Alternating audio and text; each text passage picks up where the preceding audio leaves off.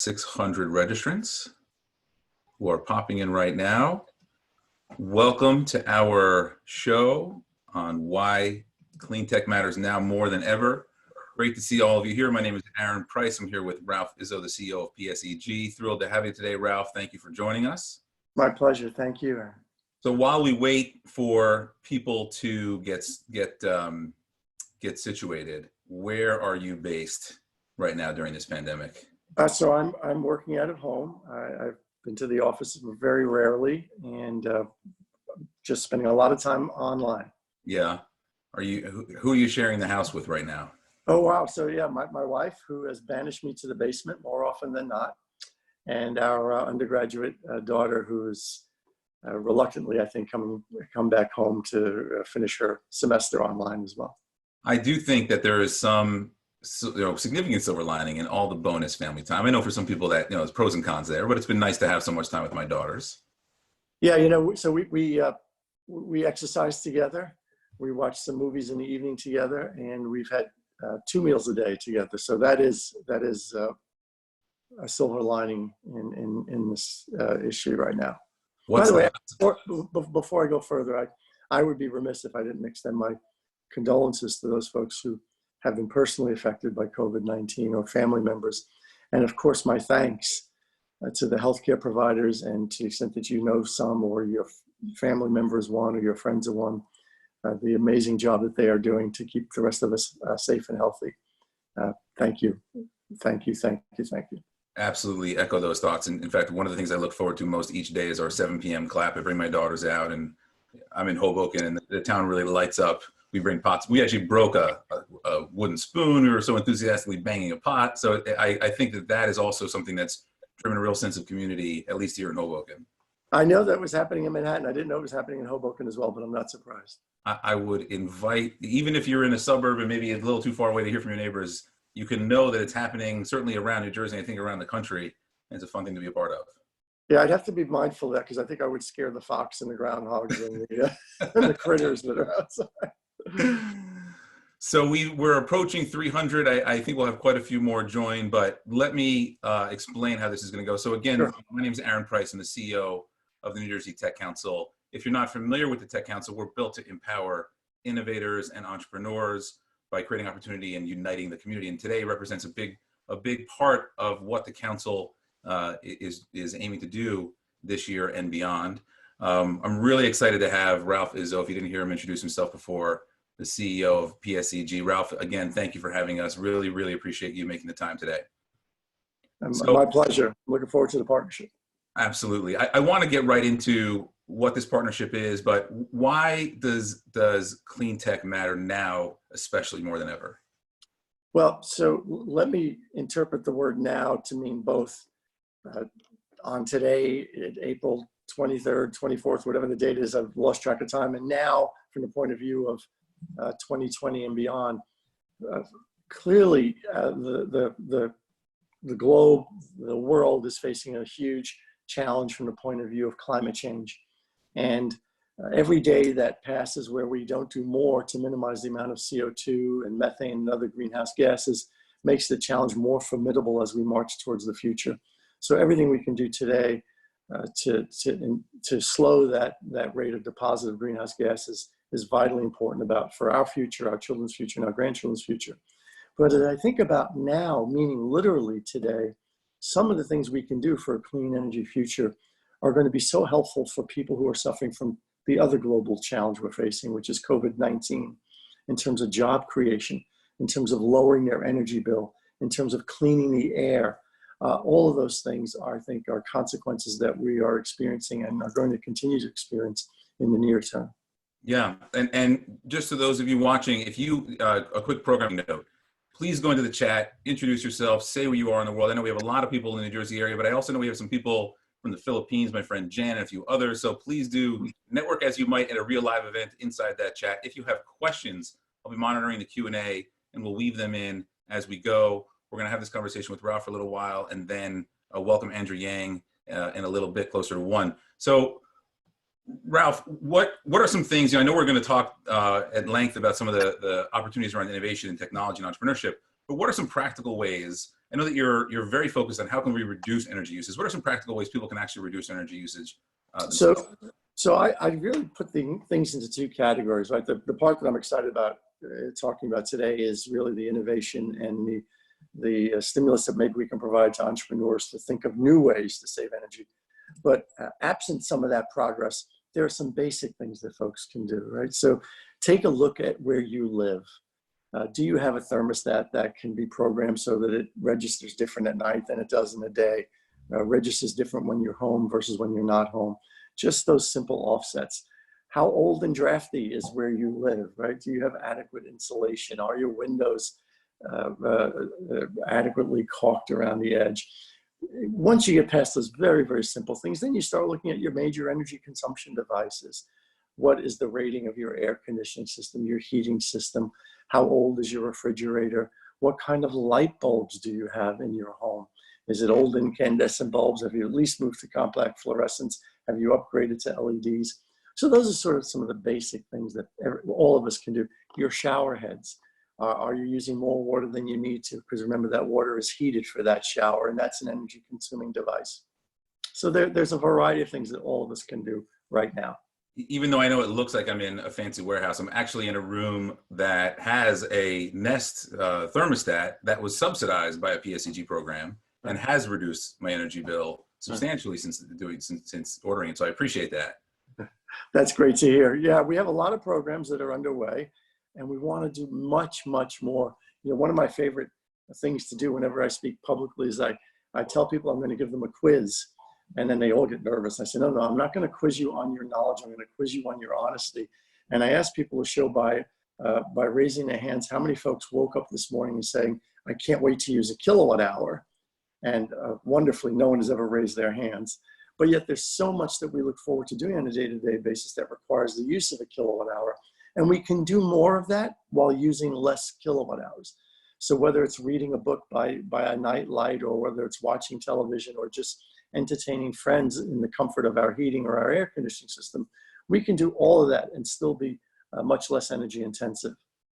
How much is it a cultural shift versus policy awareness? What do you think it would take for people to really take those things seriously? Or do you believe they are already doing so? No, I think the people are taking it seriously, but I do think it's a policy issue. There are well-established reasons why people don't do more with regard to energy efficiency. And if I could just briefly summarize it, if I can grossly oversimplify the population into folks who have a large amount of disposable income and people who don't have a large amount of disposable income. Energy is not a big part of our bill if you're in the large disposable income category. So you don't think about it. It's an afterthought. And when you think about that disposable income, the opportunity to deploy it in other ways is much more exciting to you. Whereas if you're in a group that does not have a large amount of disposable income, then energy is a much bigger part of your bill. But unfortunately, to reduce that bill, you have to put money up front into these devices that are more efficient. And you don't have the disposable income to do that. So you have an inherent, for lack of a better word, injustice or inequality associated with energy efficiency. Those who can afford it, doesn't much matter. Those who can't afford it, and it does matter, can't do it. So yeah. as a result, the market doesn't work. So I think that's a great tie into what we're announcing here today, right? So I'm thrilled that PSEG is the founding sponsor in our New Jersey Tech Council CleanTech Alliance. And what that is, as you see on the screen here, it's a corporate alliance committed to fast-tracking innovation, to ignite collaboration, and to propel the future of clean energy. And like I shared before, this is so in line with what the council is focused on right now. How can we create opportunity and an advantage for things that can be strengths in the state? And so the council will be running a variety of programming throughout the year around clean energy and clean technology. The first program is this Impact Challenge. And so for startups who are addressing a few specific challenges, we're creating a great opportunity for them. And so I want to share a little bit more about what these are, right? The CleanTech Impact Challenge focuses around the reduction of electricity and gas usage, companies that can drive energy efficiency, and companies that address the future of work. So let's take those one by one. I think it's particularly noteworthy that you are in the business of selling energy, and we've created a challenge that incentivizes companies who are going to help you sell less of your product. Why is that so important to you and to PSEG? Yeah, see, I don't think of myself or PSEG as being in the business of selling more energy. I think of us as being in the infrastructure business that allows people to live their life a certain way. The infrastructure that we invest in happens to be how people use energy. So yes, for years, for a century, it was pipes and wires that delivered energy to people. But I would love to see us just make people's lives better in the future, first by using less energy, secondly by using energy that's much cleaner, because they will need to use some, and third by delivering it more reliably than ever before. So that's our three-part vision: use less, use cleaner, and use more reliably. If we are allowed to, from a policy point of view, invest in the infrastructure that makes that real, then our shareholders can be happy, the environment can be happy, and our customers can be happy. That infrastructure ranges from large transmission towers to solar panels to smart thermostats. But all of that is a deployment of our capital to make people's lives better. You need to have a regulatory system that appreciates all of that and doesn't simply favor one part of it over another. Yeah, I think you shared with me that solar may not have been the best use of focus, right? So why is solar potentially not the right focus right now? What are some opportunities that technology might help address? Yeah, so first of all, we think it all should begin with energy efficiency. Let's make sure that you can be comfortable in your home, I can be comfortable in my home, while using the least amount of energy that we need to use. Let's make sure tonight I can read the book that I happen to be reading, which by the way is a phenomenal book called Evicted, written by a Princeton University professor. It's a frightening story about how we could do better in terms of providing affordable housing to people, but that's a separate topic. And so Andrew will be here soon, so we'll talk about that. So how can I do that without using more electricity to illuminate my reading area than I'm doing today? Once we get that down to the bare minimum that we need in a very economically prudent way, then let's talk about supplying that energy as efficiently as possible. To us, that's a combination really of two technologies. It's renewables and nuclear power. And for the time being, in places like New Jersey, which don't have a lot of sun and don't have a lot of wind, natural gas will need to be a part of that.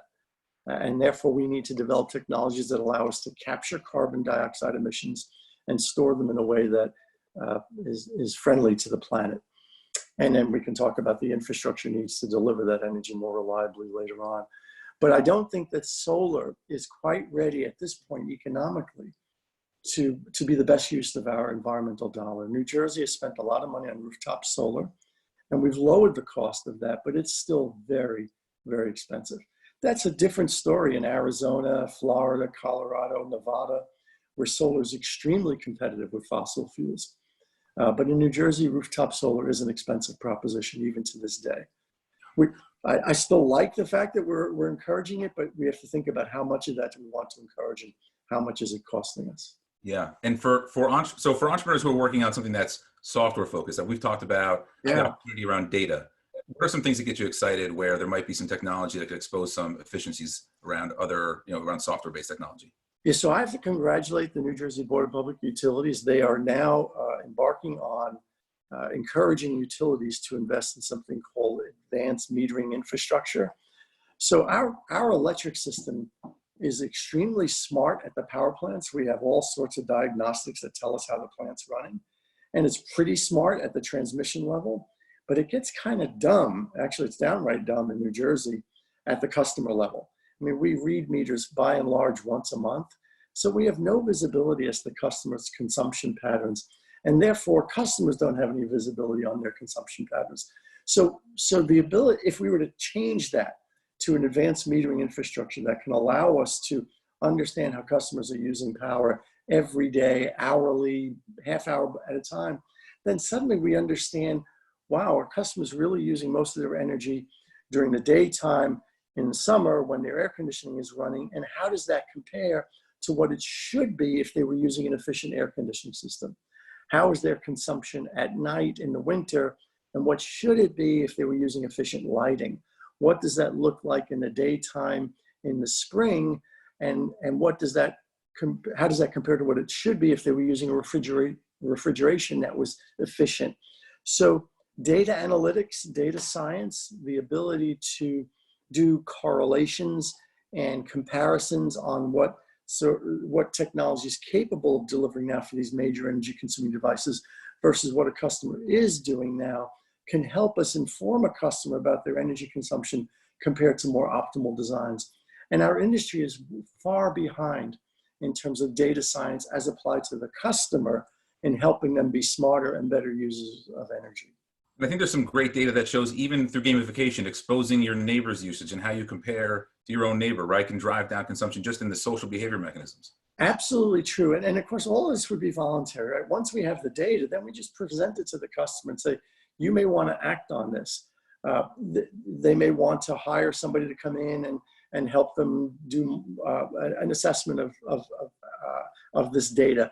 They may want us to give them even more information, comparing them to, as you said, Aaron, their neighbors with, of course, the appropriate mask on who the neighbors are. We wouldn't want to impair any kind of privacy concerns that people would have. But I just think that, we've come so far with smart devices. No one thought that we would be using our phones the way we're using them today, 10 or 15 years ago. And I just think that there's a lot that we can learn from data analytics on customer consumption that even I can't imagine right now, which is why we think the challenge is so exciting. That's right. Smart, innovative entrepreneurs to tell us what we can do. That's exactly right. So let's get back then. For those who are joining, I see a lot of you still coming in. I appreciate a lot of the questions. Tony, I saw yours and a bunch of others. Great if you could put the Q&A in the Q&A section. I see a lot of chat. Introduce yourselves there and network as you might at a regular event, but I'm monitoring the Q&A intensively. And so let's get back to this challenge, right? Why is PSEG excited to partner with the council on launching this alliance and this impact challenge? So I feel that New Jersey is on the verge of doing some extremely exciting things in terms of policy reform, right? We had this Clean Energy Act passed in May of 2018. We've had repeated examples of how New Jersey is committed to a carbon-free future. So the Board of Public Utilities, to their credit, have embarked upon a stakeholder process to really put energy efficiency front and center for folks, as well as advanced metering infrastructure. And we, PSEG, are excited to be a leader in that area. As a matter of fact, we've asked the BPU to give us the opportunity to invest $3.5 billion over the next 5 years in these areas. And while there's no shortage of things we can do with current technology, I would love to see the creativity of entrepreneurs unleashed. And whether it's to come up with a better light bulb or a smarter thermostat or software that allows us to take the data that we will be able to extract from advanced metering infrastructure, it's not in place yet, and allow us to slice it and dice it to be able to understand how customers are using energy, whether it's electricity or natural gas, and how they can do a better job of that, to be able to manage the home environment in a way that's more efficient than we manage it right now. So if I had all the ideas in my head, then we wouldn't need the data challenge, but I know there's people out there who are a lot smarter and a lot more creative than I am. And it's the fact that we are on the verge, I believe. We're not there yet. Please, BPU commissioners, to the extent that anyone's listening, we have some incredibly talented BPU commissioners and Commissioner Shiverkula, Commissioner Solomon, Commissioner Gordon, Commissioner Fiordalicio, Commissioner Holden. The 5 of them I've talked to them in the past, and they appear to be excited about this next step in terms of lowering bills, actually bringing the cost of energy down while cleaning the environment, putting people to work. And the only technology that does that is energy efficiency. Yeah, and you hit upon why I'm so excited about what this alliance and this challenge represent to the council, in that, I've been so impressed with the commitment that PSEG has to the innovation and technology community. We've started to talk about what this challenge addresses, but in reduction of energy, in the workforce of tomorrow, in finding equitable solutions that apply to all. I think that the council is perhaps uniquely positioned to bring together these various partners to do exactly what you said, right? To see how entrepreneurs might solve these problems, because I commend the attitude that PSEG may not have all the answers, and that's exactly why we're excited about pairing PSEG with and other partners with the startup community to see how they would solve these problems. So let's get back to this second challenge statement, though, which is around energy equity, because I do think the startup community historically sometimes can live in a bit of a bubble. And I want to make sure your staff, your employees are on the front lines of residents and the commercial, the businesses around the state. What might we be missing? What do we need to make sure that we are aware of as we think about what kinds of solutions we build? Yeah, so the equity issue is an important one to us, right? I mean, a hallmark of our industry is universal access to electricity and natural gas. If we had simply allowed the market to do what we have today, there are some parts of the population that might not have electricity or natural gas. And I think the same is sadly true of energy efficiency. So remember, the trade-off typically is when I go to buy a device, let's just say a refrigerator, I could buy the inexpensive one, or I could buy the expensive one, setting aside aesthetics, which I'm sure is a component of that. Typically, the more efficient device will be more expensive because you make money back over time. So oftentimes, policymakers revert to what are called grant programs.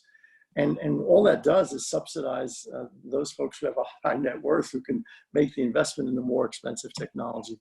So to the extent that entrepreneurs can help bring down the price of all of these things, then we can deploy our capital in ways that touch many more customers, and we can direct that, we can target those funds to those communities that would be underserved.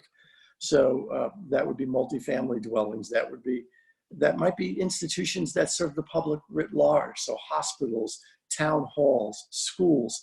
So anything that we could do to even lower the cost of these technologies, they are already economic, but if we could make it in a way that it lowers the price further, then instead of serving 100,000 customers, we can serve 100,001 customers, right? So I don't want to be more specific as to the technologies I want to see people develop, because I really want their creativity to come forward. Your audience knows how energy is used. They use it every day. So let them help us figure out a way to use less of it for any particular application. Absolutely agree. And I think that's the exciting part of this, right? If we had all the answers, then we might not turn to creative problem solvers, but we certainly don't.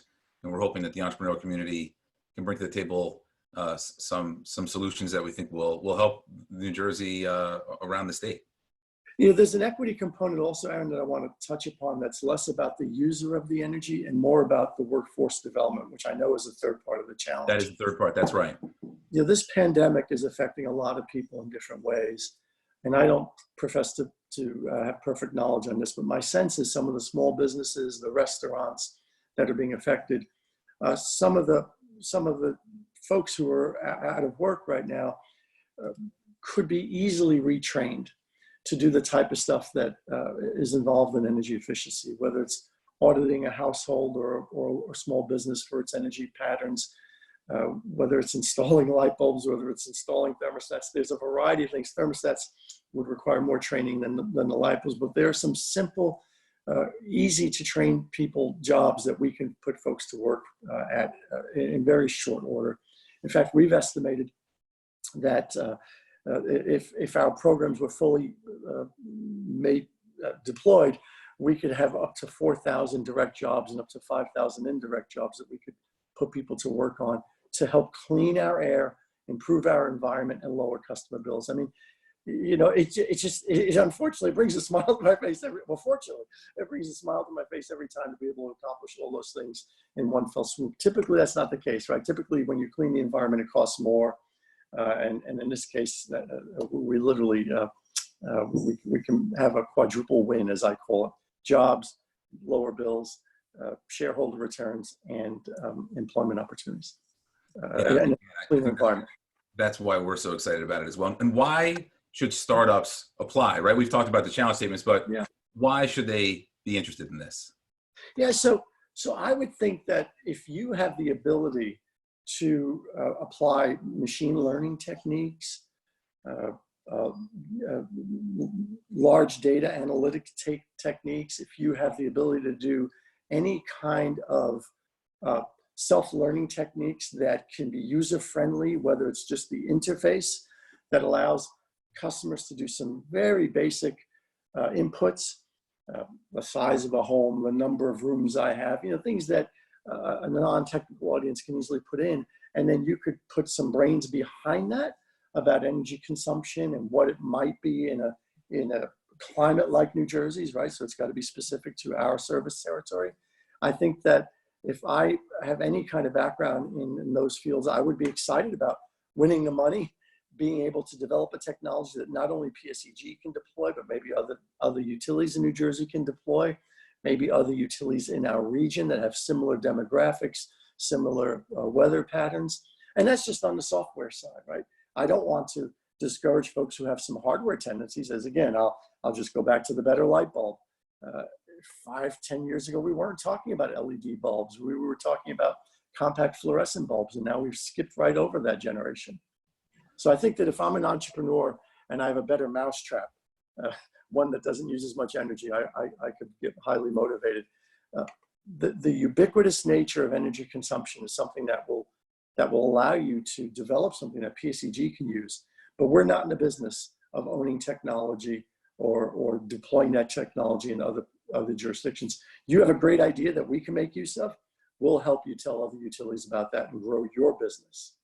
What a phenomenal thing for a large corporate and a group like ours to bring to the technology community, right? And I think it really does show that PSEG is enormously committed to an innovative future driven by technology. The prizes for this challenge, which you now can see on the screen here, are a $50,000 grand prize that we'll be awarding at our Propelify Innovation Festival, whether it's virtual or in person. Regardless, we'll be doing that.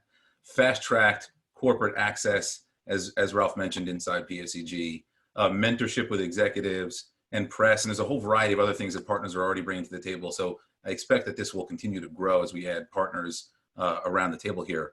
But one of the things that got me so excited about this, about merging those who know me from the Propelify Festival, one of the things that I was very excited about in joining and merging that with the council is what I see as a really unique opportunity around New Jersey. There's a lot of momentum around the state with corporates, as exhibited here, with the startup community, with government. In fact, we got a great statement from the governor in support of this CleanTech Alliance, which I think is worth sharing verbatim. He says, "The New Jersey Tech Council's CleanTech Alliance represents exactly the kind of partnership I believe will accelerate New Jersey's innovation economy.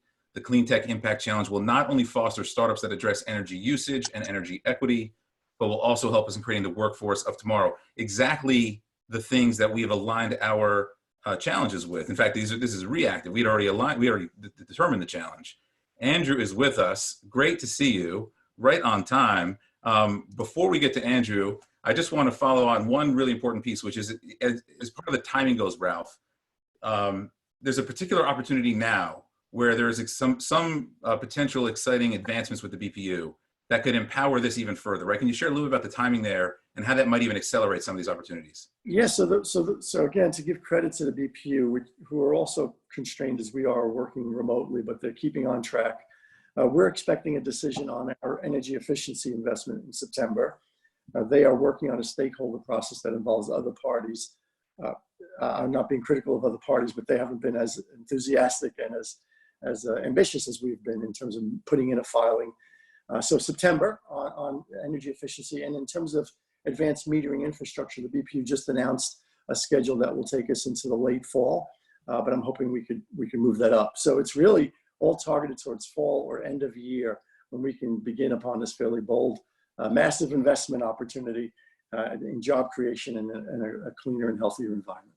And beyond, I like to talk about doing well by doing good, and I think this is such a great opportunity for that. There's quite a few investors in the chat here, and what better way to drive valuation for a startup than to walk in the door with a client or a corporate partner like PSEG. Right.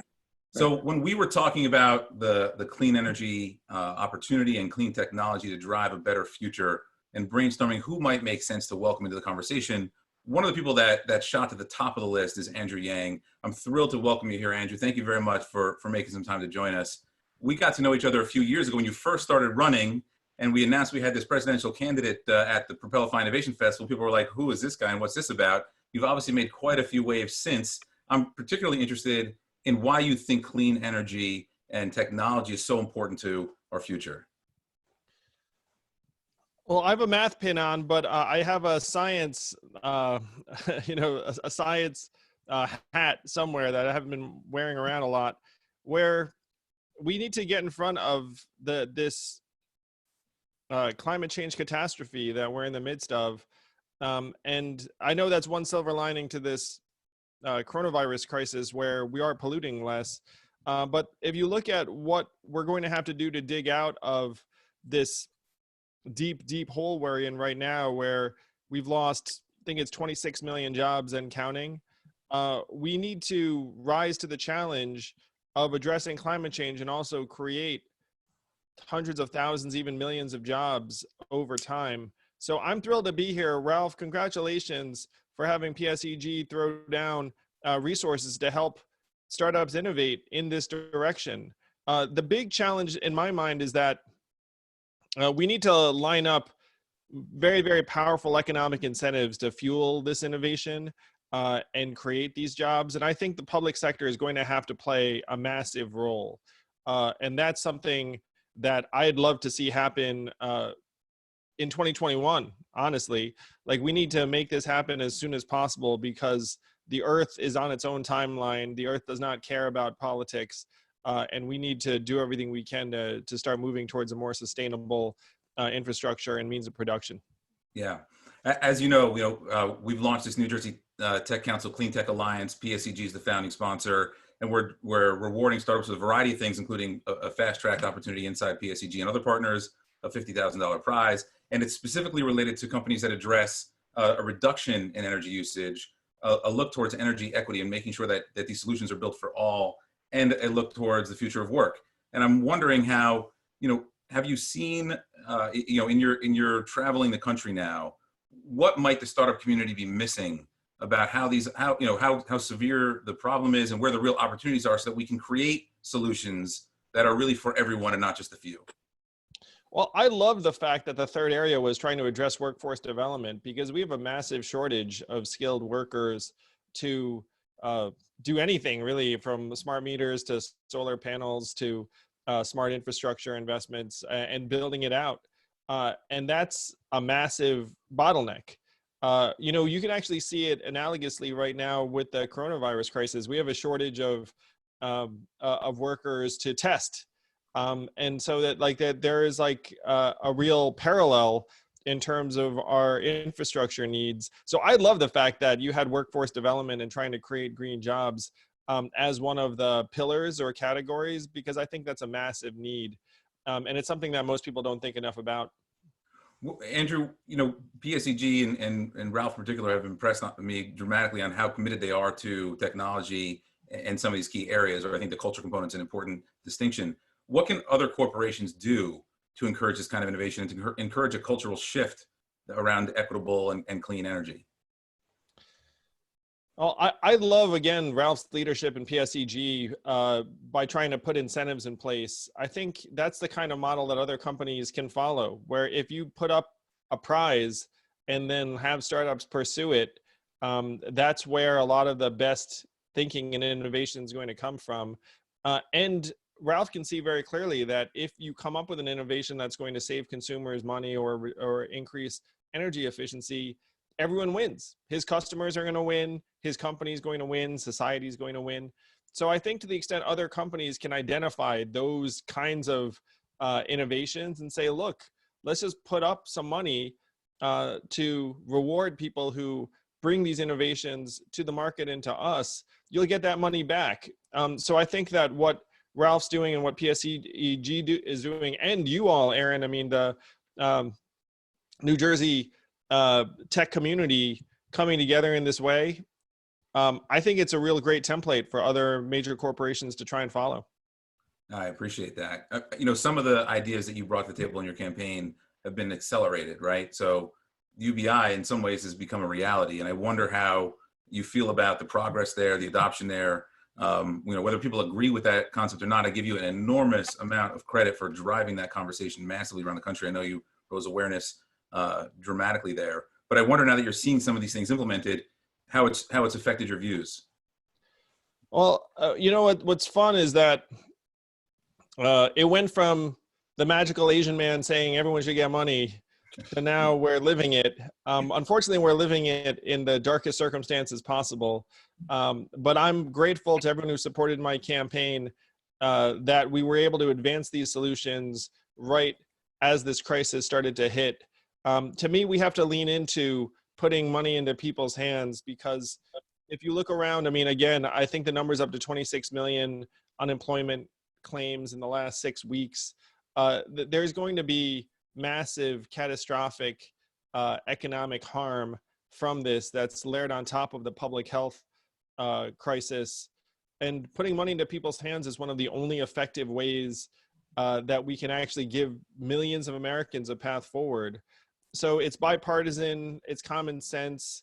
Now a vast majority of Americans support it. I just saw a poll that said a vast majority of both Republicans and Democrats support putting money into people's hands for the duration of this crisis. I think universal basic income or a version of it is here to stay. Yeah. So, Ralph, something that we've talked a bit about is the importance of nuclear in the equation here. We talked before about some of the shortcomings of solar. Culturally, Andrew's talked about there's a bit of a marketing problem there that, there have been some real tragedies like Chernobyl, and then there are things like The Simpsons that sort of demonize nuclear. How can we get to a place where nuclear actually is part of the equation in a significant way? First of all, Aaron, thank you, Andrew, for your leadership on climate change and on universal income. I just cringe when I see newspaper accounts about how there's a debate as to whether or not people are not incented to leave unemployment insurance because of the concern that they won't make as much money, and clearly universal income gets rid of that disincentive to them. So I do believe that among the more, almost use an inappropriate adjective, more enlightened environmental community, if you will, the recognition that nuclear is a critically important part of a carbon-free future is growing in prominence. As a matter of fact, again, I tip my hat to New Jersey, which recently did an energy master plan. And they used the Rocky Mountain Institute to run the numbers. And Rocky Mountain concluded that when you ran 10 different scenarios to get to a carbon-free future by 2050, by far the most expensive scenario is the one that retired existing nuclear plants. And that would be a mistake. Existing nuclear plants right now in New Jersey account for 90% of our carbon-free energy. Nationwide, they're 50% of our carbon-free energy. I think the next generation of nuclear is open for discussion, whether we can use a thorium cycle or some other entirely different technology that's much more inherently safe, or whether, if you're a fan as I am, at least how I began my career, by turning to the power plant of the universe, fusion energy. Maybe that's not around the corner, and we need to do that post 2050, but you don't get there unless you work on it now. I do think that there's an increased amount of comfort around nuclear power being an important part of the climate change conversation from a carbon-free energy point of view. And there's no doubt that one has to be very sophisticated and careful about the safety systems that are deployed on nuclear power plants. I would hold the domestic nuclear industry safety record up against any industry in America, notwithstanding the fact that there have been some issues in the international community that has set the industry back quite a bit. Andrew, I wonder how you've traveled the country, how you've seen, if you have any experience or feedback in response to a clean energy future, in particular around nuclear. Now, I supported nuclear energy and next generation nuclear energy as, to me, part of the future that we need to build. If you're going to transition towards carbon-free emissions on the right timeline, nuclear has to be a piece of the puzzle, particularly if you can innovate in a direction that makes it safer. Thorium is not intrinsically as dangerous as our current fuels. And I'm very happy to say to everyone here that I went around saying this, and many Americans totally agreed with me. Like I would say most of the people I saw on the trail were like, yeah, like nuclear makes sense. I frankly expected a little bit more resistance to that when it came up, but it seemed to me like many Americans felt the exact same way. Yeah. You started your career, well, I know you had a brief stint in law, but really are an entrepreneur first, and understand that entrepreneurial mindset. I think it was interesting you said the crazy Asian man, because really the crazy entrepreneur. I said magical, but magical. I'm sorry. I had it crazy. I thought you said, I don't know. It translated that way. I'm sorry. The magical, incredible Asian man. But I was really focused around the parallel of the entrepreneur and how really it takes the magical entrepreneur, or sometimes the somewhat crazy. You're right on the edge there sometimes. I was. No one told me that. No, I'm kidding. And I'm, with your experience with Venture for America, I wonder, why are you encouraged that the startup community might be able to come up with some of these solutions? Well, the startup community needs to have the right incentives in place. It's one reason, again, I love something like this CleanTech Prize. And certainly, if there are any innovators out there working on these issues, like, you should apply, because hey, it's freaking free money. Plus, there'll be publicity and the rest of it. So definitely apply. But if the incentives are in place, it's going to be small, nimble organizations that innovate in a direction that big firms, need. Really, I mean, that's the general principle, is that big companies are looking around for these small firms to come up with new stuff, and then as soon as they come up with new stuff, then they can hopefully benefit from it, bring it to scale, and that's been true in just about every industry. To me, the missing piece really is the set of incentives, where if you can imagine a world where there were the same incentives in place to innovate in some of these clean technologies as there have been around some of the consumer technologies of the last number of years, then we'd see a lot more innovation. And this is something that I think big companies can certainly play a role in, but I actually think the scale needs to involve the government, not to return to that. But that the government needs to put major dollars in place to fuel the kind of innovation we would want to see. And to Aaron, if I may, on that point, I think Andrew's hit on something that's critically important. Yes, $50,000 is nice, and I hope it inspires some people to do things. But I've got to give kudos to the New Jersey policymakers in form of Governor Murphy and the BPU, because what will really inspire people is if we are given approval through government policy to invest $2.5 billion Yes. in energy efficiency. Yes. Then the market pull is going to be so much stronger than the $50,000 prize. And I'd love to see that $50,000 prize create a product or service or an analytical tool that they can deploy in that $2.5 billion to create just a phenomenal company and growth opportunity. Yeah, that's exactly right, Ralph. I mean, that's the kind of scale you need to be working with. You need to have billions of dollars or more to try and move our $21 trillion economy in the right direction sustainably. So again, I mean, like, everyone who helps in this direction, we should be applauding and supporting. But in order to get the right level of resources in place, the public sector needs to be there. How confident are you now that the public sector will get there? Well, there's a major election coming up in November. I think if you should throw your hat in the ring.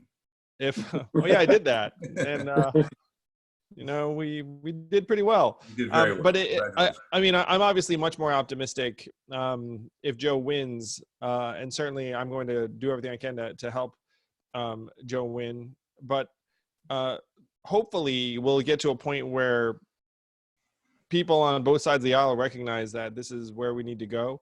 How optimistic am I? I'm an optimistic guy, so I believe that the majority of Americans know this is where we need to go, and I do believe that the need for a Marshall Plan scale initiative to rebuild the country is going to be crystal clear through this crisis, where a lower proportion of Americans are working right now than at any point in recorded history. That was the number I saw, and I was just like, oh my gosh. So if you're in that deep a hole, then we need to engage in massive projects to dig out of that hole. And to me, green jobs, updating our infrastructure, moving towards a sustainable future should be number one. So I'm optimistic on that level, Aaron. I believe there's going to be a major public investment in this direction. And Aaron, go. Aaron, if I may, to that point, there's no question we need national leadership and we need international cooperation. But it's so good to see that states are not standing still. There are 38 states that have said to utilities, we're no longer going to incentivize you to sell more of your product. We're going to decouple your profits from your sales, and it's called decoupling. There are 48 states that have invested in advanced metering infrastructure to collect the data to help people gain insights into how customers can use energy less. New Jersey is now on the precipice of joining those 38 states and joining those 48 states. We're not there yet, but I am confident that by the fall, we will be number 39 and number 49 to get these things underway. Well, I hope that we'll start to move in the number one position on a few of these issues, but I'm glad to see we're following suit. On the decoupling piece in particular, though, Ralph, I want to make sure people understand here, because I think this is in line with the other thinking around reduction of energy usage. You're talking about changing the incentives of PSEG around how you're compensated. Is that right? That's correct, right? Yeah, at the risk of stating, oversimplifying, right now, the more electricity, the more gas we sell, the more money we make. And I think that's a mistake. I think we should be compensated on how much we've invested in technology that allows customers to use their energy more intelligently, to use less of it, to use it more reliably, to use a cleaner supply. And if you put that three-part vision in place, use less, use cleaner, use more reliably, and we are wisely investing in the infrastructure to accomplish that, that's how we should make money, not by how much we sell or how much product we push. And it's been proven in other states to work, that you can come up with an incentive system that rewards shareholders and rewards customers. It rewards customers in the form of cleaner, more reliable, and less. And it incentivizes shareholders from the point of view of deploying more capital. Yeah. And again, as a reminder, say hello to your fellow attendees in the chat. We've got 45 questions in the Q&A. I'll get to a few of these. Andrew, one of them is from George, who asks, will the low oil price and oversupply of oil disturb the positive trends in clean energy? That's a phenomenal question. And this is one reason why, to me, we need sustainable incentives in place for development of these technologies, because you can't have an industry heading in a direction and then the oil price crashes, and then all of a sudden, like, all the investors lose their shirts, like, all of the startups who are trying to invest in these cleaner forms of energy collapse, because then you scare off innovation for years and years. I think even Elon Musk and Tesla credit federal incentives with some of, like, the very early stages of their development. Investors need a runway, innovators need a runway, but it's clear that a collapsing oil price is going to make it very hard for startups to compete on price for a certain time frame. Ralph, any thoughts there? Yeah, I mean, one of the linchpins we think of public policy needs to be a price on carbon. I'm a huge believer in markets, but markets really fail when it comes to externalities. Yes. And if anything, this pandemic should have taught us is that we are globally connected. We cannot isolate ourselves from problems that others in the world are experiencing. Climate change is going to be a formidable challenge. And Andrew has been a huge champion of a price on carbon. And unless you price that externality in, you're going to have these inherent advantages, these masked advantages to fossil fuels. Yeah. And Andrew, and really a question for both of you. I wonder if there are some things, obviously there's a ton of tragedy happening around the country, around the world, but are there some elements of this that you hope will have staying power once we return to some version of a new normal? What I've been saying, Aaron, is that we're experiencing 10 years of change in 10 weeks, and some of that is quite negative for many, many Americans. Like I've been saying, 50% of malls are going to close in the next 5 years because of Amazon. It turns out that that was too conservative. We're going to see a lot of these changes that are going to be permanent. And one of the main things I'm trying to hammer home to people is that the economy is not going to snap back like a rubber band. That's not how this stuff works. That's not how organizations work. A lot of the opportunities that have been lost will not return. And there are many major company CEOs out there that are saying, well, probably not publicly, but they're just saying, like, look, we're going to lighten up our footprints. We're going to have smaller offices. More people are going to work remotely. We're going to automate more of our processes. So we have this wave of change that's gotten sped up on us. And the hope is that we can also accelerate the solutions. And the most obvious one is universal basic income, a massive infrastructure plan to both activate people and also move us towards a more sustainable future. We have to try and take advantage of the compressed time frame to accelerate some of the countermeasures and solutions because the problems have been sped up in many, many parts of the country. Yeah. What would you say to those who say it's not the role of government to support these industries financially, let the markets, take their toll? I think that we should be protecting our people first and foremost. And one of the tragedies of our current approach is that if you have really good relationships, either with the right financial institution or Congress, then you're more likely to get some of the 2.2 trillion or the 2.6 trillion or whatever it is. Whereas if you just give the money to people, then you know that they'll use it to keep a roof over their head and buy groceries. I think the government should have just been the buyer in many cases. It should have been like, look, like, hey, landlords, just send us the check. Just send us the invoice. Like, we'll take care of it. Everyone just chill out. We'll try and put the economy in suspended animation for a little while.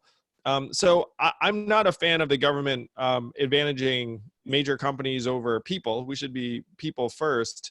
But to the folks who think that the government shouldn't be involved in some of these decisions, the truth is the government is going to be the central decision maker in many, many economic aspects and many parts of American life that we are not used to. That is going to be the reality. We're facing something that's like a generational recession or depression, and the government is going to have to be front and center in digging us out. So I know some people will be disappointed by that, because I have a sense that people who are in this room, a lot of them are like entrepreneurial types and innovators who, like, you know, it's like where you're just like, look, let me just figure it out. And I'm sympathetic to that. But the reality is that we're in a generational crisis, and the government is going to play a pivotal role in a lot of things we're not used to. My concern is that in some cases, there's often privilege built into the startup community, especially the technology community. And I want to make sure that the startup community hears loud and clear that we need to create solutions for everyone, because there's people suffering in much more dramatic ways, I think, than sometimes that are represented in this community, which I think is in line with is why you feel so strongly about this support. Ralph, there are some questions about wind, about smart metering, about better battery storage. And I want to make sure people are clear on what PSEG can do on its own, what it might need some regulation advancements on, so that we're talking about the solutions that can be implemented sooner rather than later. Yeah, so all those areas are ripe for further development, and bending the cost curve, in particular storage, I think, is something that we desperately need to see further improvement on as we seek to deploy more and more renewables, because of the lack of dispatchability. The sun will shine when it wants to, and the wind will blow when it wants to. So PSEG as a regulated entity does always pretty much have to ask permission of regulators to do things. And the number one issue that we are in front of regulators on now is something called the Clean Energy Future. And it really has three components to it. By far the biggest is energy efficiency. It's not a natural monopoly service, but if you want to provide universal access, and you want to make sure that there's some degree of environmental justice, and you recognize the imperfections in the market because it doesn't price the externalities, I do believe that utilities are the right way to make sure that that is more broadly deployed. And many of the states have demonstrated that, to really improve the penetration of energy efficiency, you have to rely on your utilities. New Jersey, regrettably, has not, and we lag the rest of the nation in that regard. The second piece we've made a big deal over is AMI, and we've talked a lot about the value of that information and how entrepreneurs can help us understand that information better to improve the customers' overall use of energy. And the third piece, which we haven't spent much time on, is that we have proposed to get the electric transportation industry and the battery storage industry underway in New Jersey. Also not natural monopoly services, but you have this issue of the chicken or the egg, right? There aren't a lot of electric vehicles in New Jersey, so nobody's building charging stations. Well, until you build charging stations, then people have this range phobia and they don't buy electric vehicles. So we would love to be the people to get that industry underway. And then we could back away later on if need be, if there's enough participants in the market to make it take off. So our primary role is the buyer. Andrew said it before. We have 2 million customers. We have access to capital. If policymakers say to us, we want you to invest your money in these areas, then we can buy the products that the entrepreneurs, the innovators can create, whether it's a more efficient and lower cost battery or a smart application that makes use of the AMI data. We're not developers of products. We are the purchasers of products and services that we can then deploy to make a customer's life better. That's why we're reaching out to this community. Which should really be music to the ears of entrepreneurs, because you're saying we are open for business, give us something to buy. Exactly. Which is not always, it's such a difficult thing often to navigate. And we've worked with lots of corporations over the years, and often as well-intended as they may be, it's very challenging to navigate who should I talk to about this potential opportunity. And to be clear, you at the highest level, Ralph was saying, I want to know, and our team wants to know. I've been in the room with most of your executives now, who I know that you believe deeply in this opportunity, even if your video disappears. Andrew, there we go. We pride ourselves on being pretty good on using small businesses and New Jersey businesses to help that job creation in the state. Yeah. Andrew, there were a variety of questions here and for you, but one asks, what are some simple, smart decisions that government can make in using technology? And I'm curious in particular in the clean energy space, but overall, the government's not known as being great technologists. We need to use design thinking more in government. I'm saying we, I mean, I'm not even part of government, but the government needs to use design thinking more.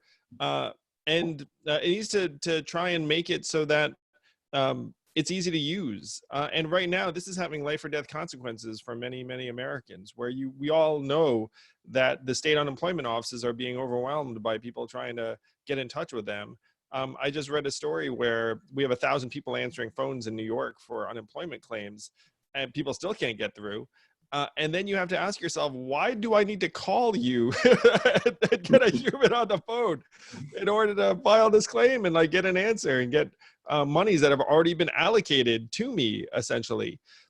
So government should do a better job of trying to make itself easy to use, make it so we don't all just expect to get tied up in bureaucracy and like weird processes and like get in touch with a bureaucrat who can't give us a straight answer.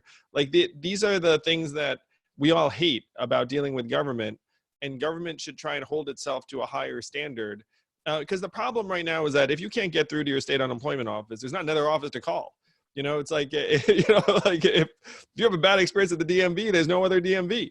So that's the dynamic that unfortunately, like, I think keeps government from being as efficient as it could be. Certainly that's something I'm very passionate about. Yeah. Ralph, do you agree that a significant portion of the challenge here is on government to innovate? Yeah, it is. It's really, I mean, what we're proposing is an entirely different model for the way in which we're regulated.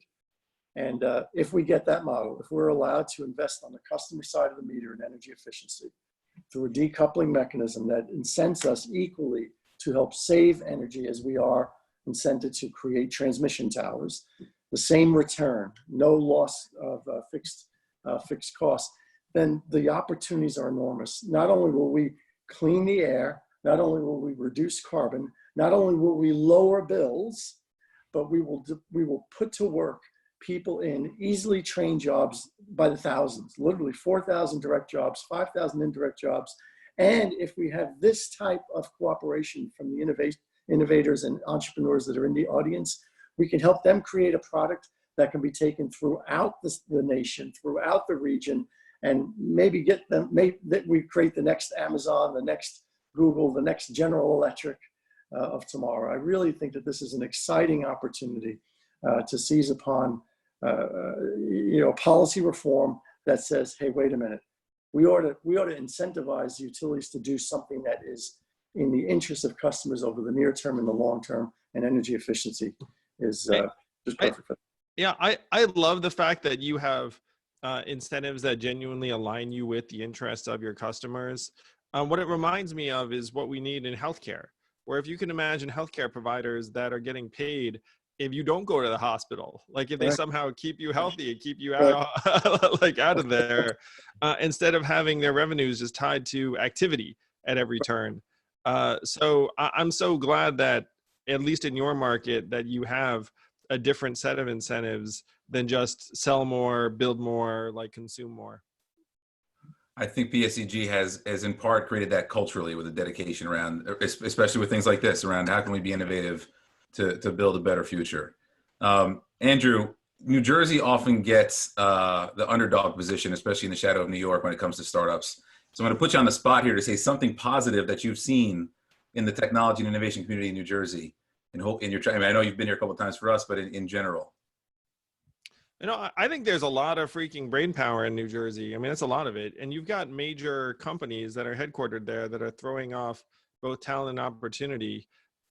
So some of like the strongest entrepreneurs I know are coming out of New Jersey.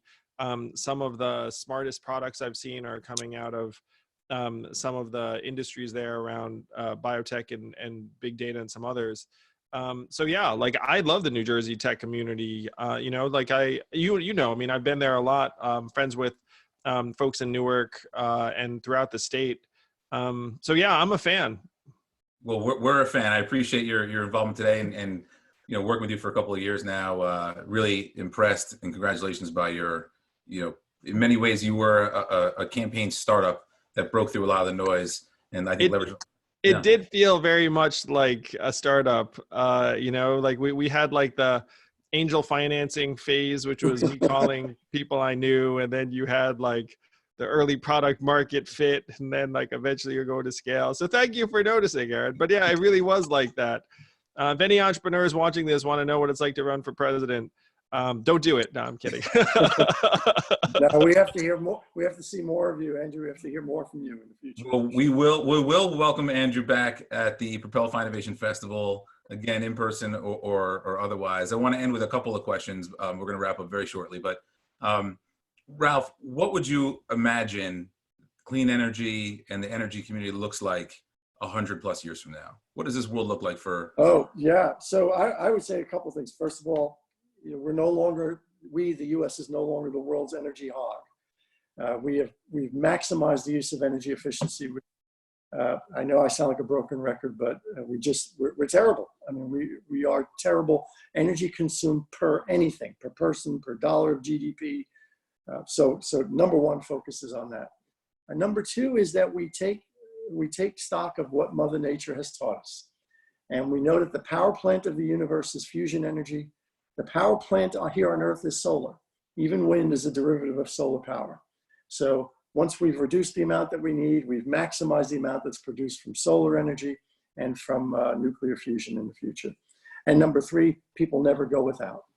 Whether you're at the lower end of the economic spectrum or the higher end of the economic spectrum, you're gainfully employed in helping provide this to your fellow citizens. Everyone has access to it.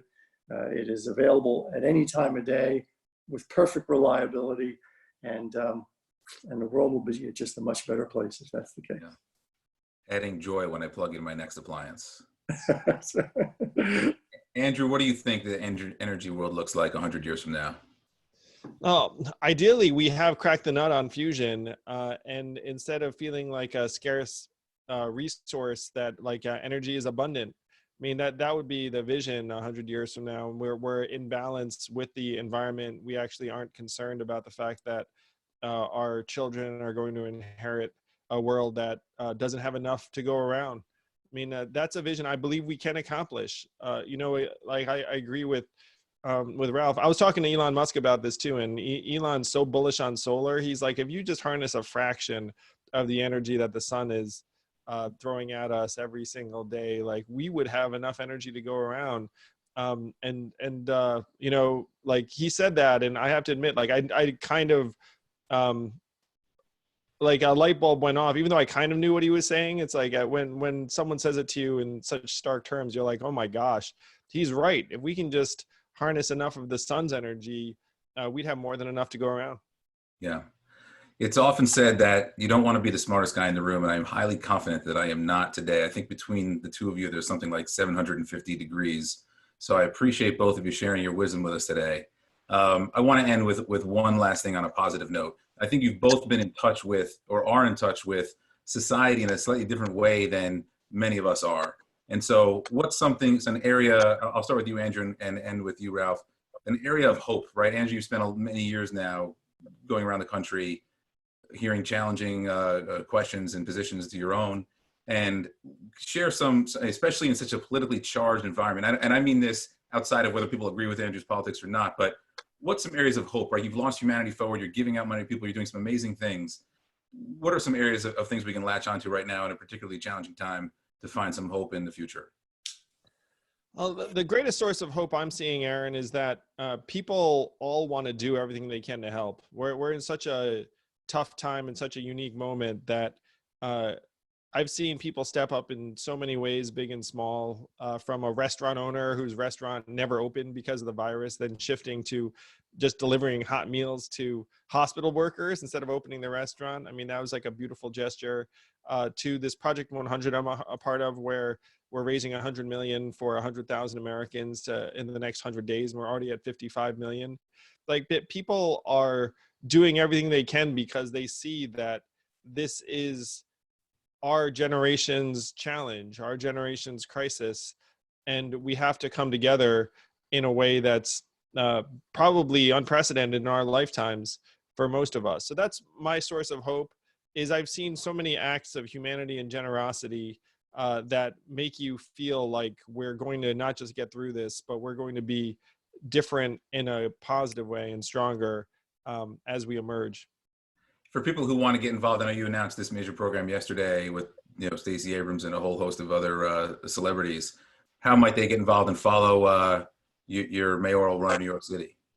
Well, well, for me, my organization's movehumanityforward.com. Every dollar goes to economic relief to someone in need. Project100.us is the same principle. If you give money to them, then the money will go to a food stamp recipient somewhere in the country. And it's dollar for dollar. But what I say to people is that you know what else is dollar for dollar? You're just helping someone out in need, like in your network. Because we all have friends or people that maybe provided a service to us that we know now that like their business is dying or struggling. So just help someone out. But if you don't know how to help someone out, certainly if you give movehumanityforward.com any dollars, we'll just give them to an American who needs them right now. That's a great initiative. Ralph, what are some areas? And I know, by the way, I wanted to mention that PSEG was early to make sure that you'd suspend any cutoffs for people who couldn't afford their bill right now. And I think that's an important move. But what are some areas of hope that you can share based on what you see sort of on the front lines in the streets all around New Jersey? Yeah, Andrew said it well. It's the way people are pulling together to do things. I mean, without question, the thanks to the frontline service providers, healthcare providers, but also to the folks who are just figuring out a way that they can contribute no matter what it might be, whether it's working in a grocery store or volunteering. And I would be remiss if I didn't give a shout out to our own employees who are out there making sure that the electricity and the gas is there so the healthcare providers can do their job. I get to be the face of the company. It's a gross injustice because the real face of the company is the 13,000 men and women who allowed us to donate $1 million to the Pandemic Relief Fund here in New Jersey, $2.5 million in general to COVID-19 related causes, 200,000 pair of gloves, 50,000 pair of N95 face masks, and so many other things that they do on a day-to-day basis. And I really am hopeful that we've all collectively learned a lesson about the connectivity that we share with everyone around the planet. We're feeling it now acutely in this pandemic relief, but we will feel it when it comes to climate change. And we need to be active today to make sure that we don't experience that global challenge in the future. Which again, to wrap this up is why I couldn't be more pleased to have partnered with PSEG on the New Jersey Tech Council's CleanTech Alliance to have launched this impact challenge. Yes, the $50,000 I hope will be massively helpful in the short term, but I think the partnership with PSEG and others around these issues of reducing energy usage, driving equitable energy solutions, and thinking about and solving for the workforce of the future is so important right now. I want to thank both of you so much for your time. I hope that all the startups, not just in New Jersey, there were some questions around who qualifies. There's more information on the site. You can learn more if you go to njtc.org about becoming a member. For our members, we're going to continue this conversation in our Slack group. And you can learn more about this Impact Challenge at njtc.org. You'll see it right on our homepage. I really want to thank both of you for your leadership, your commitment to this. I think it's inspiring to see that we have leaders in a position who really are trying to drive humanity forward. So thank you both very much for your commitment. And I hope to see you both soon, certainly at Propelify, if not sooner. Thank you, Aaron. Thank you, everyone. Stay safe. Ralph, congratulations. Awesome work. Thank you, guys. You're the best. See you in person soon. Thank you.